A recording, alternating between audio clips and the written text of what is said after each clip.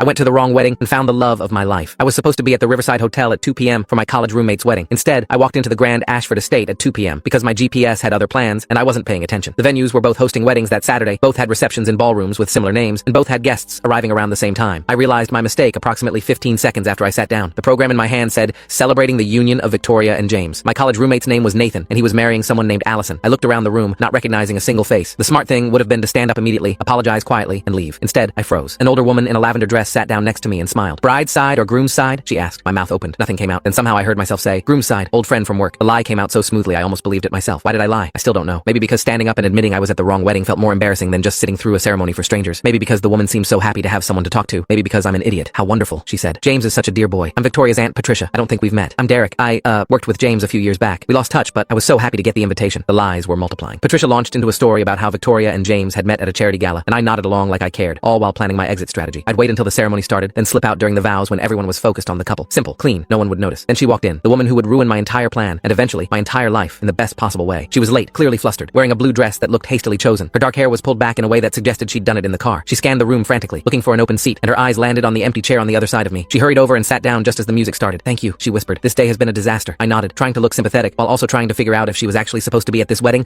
or if she was another lost soul like me. Patricia leaned forward and smiled at her. "Hello, dear. I'm Patricia, Victoria's aunt. Are you with the bride or groom?" The woman's eyes went wide for just a fraction of a second. "Groom's side, old friend." The exact same lie I'd told. Patricia beamed. "How lovely. This is Derek. He also knows James from work." The woman looked at me. I looked at her. We both knew. We were both at the wrong wedding. The ceremony began, and we sat there in mutual silent panic. I could see her gripping the program so tightly, it was wrinkling. Her leg bounced nervously. Every few seconds, she'd glance toward the exit, then back at the couple at the altar, then at me. I was doing the same thing. We were trapped. Getting up now would draw attention. Patricia would ask questions. People would turn and look. It felt easier to just sit through it and leave during the reception when things got chaotic. Except, the ceremony was beautiful. Despite being for two complete strangers, despite the absurdity of the situation, it was genuinely moving. Victoria cried during her vows. James's voice cracked when he said, "I do." The officiant told a story about love being found in unexpected places, and the woman next to me let out a small, almost silent laugh. I glanced at her, and she was shaking her head, her hand covering her mouth. After the ceremony, everyone stood and started moving toward the cocktail hour in an adjacent room. The woman grabbed my arm. "We need to leave, right now." "Agreed. Let's just—" Patricia appeared beside us. "You two should come take photos with the wedding party. James would love to see his old friends." "Oh, we couldn't possibly intrude," the woman said quickly. "Nonsense. Come along." Patricia started herding us toward where the wedding party was gathering, and we found ourselves being pushed into a group of about 30 people, all lining up for photos. The photographer was organizing everyone by relationship to the couple. "Okay, bride's college friends over here, groom's work colleagues here, family in the middle." The woman and I exchanged panicked looks. We ended up standing in the back row of a large group photo, both of us trying to look natural while internally screaming. The photographer took several shots, and I knew somewhere in the future, Victoria and James would look at their wedding album and see two complete strangers in their photos. After the photos, we finally managed to slip away from Patricia and meet near the entrance to the cocktail hour. "I'm Natalie," she said, "and I'm supposed to be at a wedding at the Riverside Hotel right now." "Derek, same. My college roommate Nathan is getting married, and I'm apparently at the wrong venue entirely." She laughed, a real laugh that made her eyes crinkle at the corners. "How did you end up staying? I saw you were already seated when I got here." Full story is linked below or on my channel.